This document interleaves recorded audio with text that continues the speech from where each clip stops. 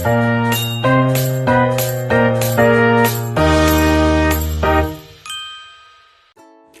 yun, welcome to my vlog. So, ngayon, nagising ako mga 5-6 a.m. So yan, nag-ayos muna ako ng room ko. Kasi aalis ako, mag-work immersion ako today. Then, nag-prepare na ako ng susuotin ko. Yan guys. After ko mag-prepare ng susuotin, nag-toothbrush at naghugas ako ng mukha ko bago ako kumain. Favorite ko talaga ito, morning routine ko so much. So yan, nag-wash na ako ng face ko with niacinamide soap.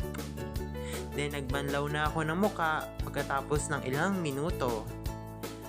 Then nagpunas na ako ng face ko. Ayan guys, you know, ito talaga yung favorite morning routine ko. And after that, bumaba na ako and pumunta sa kusina kasi kakain na ako. Then, ang kinuha ko ay century tuna.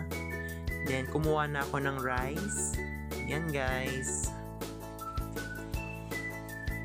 Then, nilagay ko na yung century tuna sa rice ko. Then, kain tayo. Yan, favorite ko rin yung ulam. Ang sarap sa buhay kapag inaalagaan natin yung sarili natin. And then after ko kumain, uminom ako ng water. And syempre, naglagay ako ng water sa tumbler ko. Para hindi ako mauhaw sa OJT ko mamaya. Then prepare na lahat, so maliligo na ako. Naligo AKO 6 a.m. to 6:27 a.m. So yan, natapos na rin ako maligo.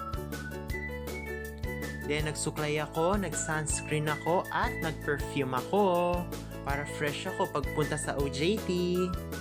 Yan. And after that, niready ko na mga dadalhin ko sa OJT ko. Tsaka kinuha ko na rin yung tumbler ko bago ako umalis sa bahay. Then hinatid na ako ng lolo ko sa school kung saan ako nag-OJT. Yan guys. Malapit na kami. I'm so excited to see them. Mga 6:59 a.m. na ako nakarating dito sa school. So yan, dito ako mag-OJT. Nandyan na rin yung ibang estudyante at yung teacher nila. And after nun, pumasok ako sa room and binigyan ako ng gawain ng teacher nila. So, magpapabasa ako sa mga bata today. Yan guys. Siyempre, unang estudyante muna pinabasa ko. And siyempre, nandito rin ako upang gabayan sila at bantayan dito sa classroom. And pinagsulat ko rin siya ng mga words sa notebook niya.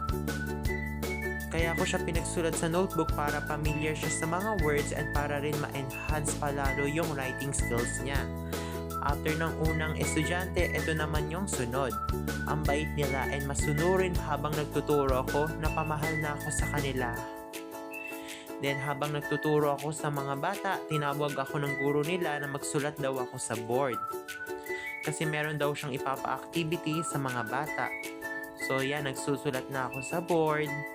Siyempre, part na rin namin sa OJT na sundin yung pinapagawa ng guro nila sa akin. After ng ilang minuto, natapos na rin ako magsulat sa board. Then after that, bumalik ako sa estudyante. Then tinuloy ko ang pabasa ko sa kanya. And by the way guys, pangatlong estudyante na nag-guide ko sa pagbabasa.